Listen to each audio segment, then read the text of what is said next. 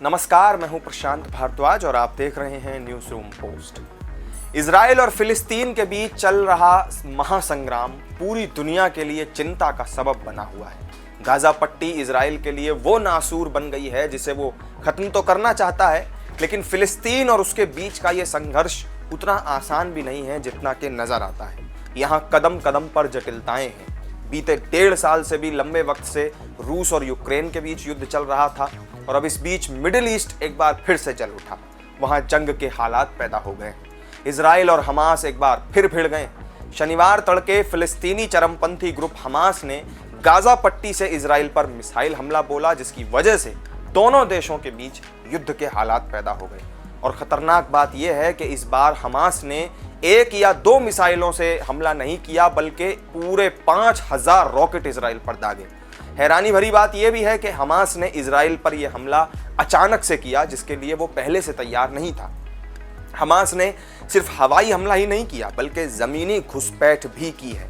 Gaza पट्टी से सटे इजरायली गांवों और कस्बों में चरमपंथियों ने घुसकर गोलीबारी की, जिसमें कई इजरायली नागरिकों और सैनिकों की मौत हो गई।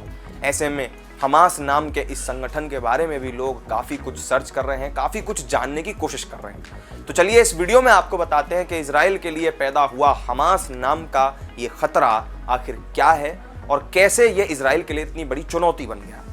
असल में फिलिस्तीनी चरमपंथी संगठन हमास की स्थापना 1980 के दशक में हुई थी और ये एक राजनीतिक पार्टी है।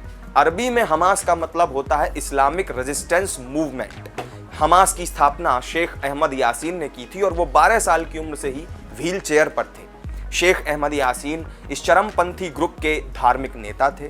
2004 में इजरायली हमले में उनकी मौत हो गई। 1990 के दशक से ही हमास ने खुद को एक सैन्य संगठन के तौर पर स्थापित करने का काम किया।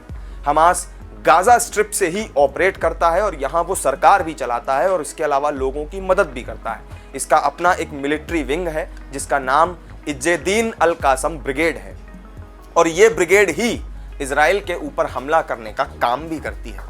अब इसकी कहानी को हम आपको थोड़ा सा और विस्तार से बताते हैं। असल में 1948 में इजराइल के बनने के साथ ही अरब मुल्कों में नाराजगी बढ़ने लगी। जॉर्डन, मिस्र, सीरिया सब के सब जो है वो अरब मुल्क फिलिस्तीनी सत्ता में हिस्सेदार थे। 1964 में इजराइल का मुकाबला करने के लिए फिलिस्तीन लिबरेशन ऑर्गेनाइजेशन का गठन किया गया। यासिर अराफात 1980 और 1990 के दशक में पीएलओ के सबसे लोकप्रिय नेता थे और उनकी पार्टी का नाम फातह पार्टी था, जिसने 1996 में गाजा और वेस्ट बैंक में हुए पहले चुनाव में जीत हासिल की थी। 1987 में हमास ने अपनी ताकत का एहसास उस वक्त करवा दिया जब उसने इजराइल के खिलाफ फलस्तीनी लोगों की आवाज बुलंद करने के लिए पहले इंतिफादा की शुरुआत की थी। गाजा और वेस्ट बैंक के क्षेत्र को फलस्तीन नेशनल अथॉरिटी के तौर पर जाना जाता है, जहां सरकार चलाने की जिम्मेदारी फिलिस्तीनियों के पास है। फिलिस्तीन नेशनल अथॉरिटी को संयुक्त राष्ट्र की तरफ से मान्यता भी मिली हुई है।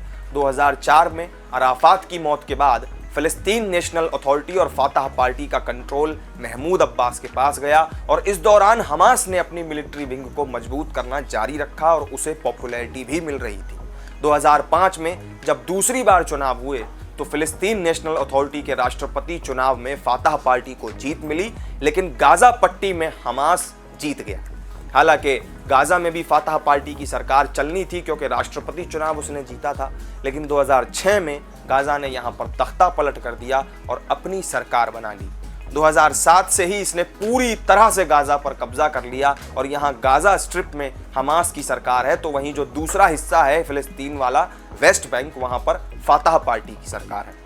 दरअसल इस विवाद की वजह भी अल अक्सा मस्जिद है। अल अक्सा मस्जिद का नाम इससे पहले भी आपने सुना होगा। हमास के मिलिट्री कमांडर मोहम्मद दीफ ने ऑपरेशन अल अक्सा स्टॉर्म का ऐलान किया है और ये एक तरह का नया ऑपरेशन है जिसका मकसद संवेदनशील माने जाने वाले अल अक्सा इलाके को आज़ाद करवाना है।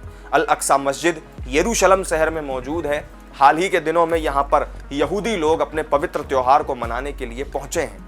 मोहम्मद दीफ ने कहा है कि इजराइल के खिलाफ ये हमास के हमले का पहला कदम है और उनका कहना है कि ये दुश्मन को चेतावनी है कि वो अल अक्सा मस्जिद के खिलाफ आक्रामकता नहीं दिखाए। हमास ने वेस्ट बैंक में रहने वाले फलस्तीनी लोगों से कहा है कि वो बिना किसी डर के इजराइल पर हमला करें। उसने लोगों को भड़काते हुए ये भी कहा कि सड़कों पर उतर जाएं और हमले शुरू कर दें। तो यह थी इजराइल के लिए सिरदर्द बनने वाले चरमपंथी संगठन हमास से जुड़ी जानकारी। इस वीडियो में मेरे साथ फिलहाल इतना ही। आपको जानकारी अच्छी लगी हो तो वीडियो को लाइक करें, शेयर करें और चैनल को सब्सक्राइब करना ना भूलें। फिर मिलेंगे किसी नई वीडियो में नई जानकारी के साथ। तब तक के लिए दीजिए इजाजत। नमस्कार।